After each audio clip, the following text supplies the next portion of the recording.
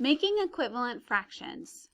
Today on your practice page, you are going to use the fractions given and use the strategy of multiplying the numerator and multiplying the denominator by the same number to create equivalent fractions. Let's look at number 1. Number 1 gives you 2/5. 2 multiplied by what number is going to give you 6?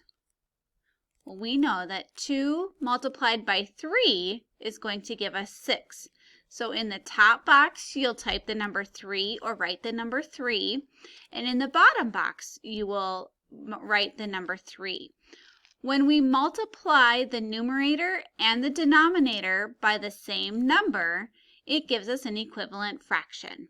So 5 times 3 is 15. So in the denominator, over here, we're going to put 15. 2/5 is equivalent to 6/15.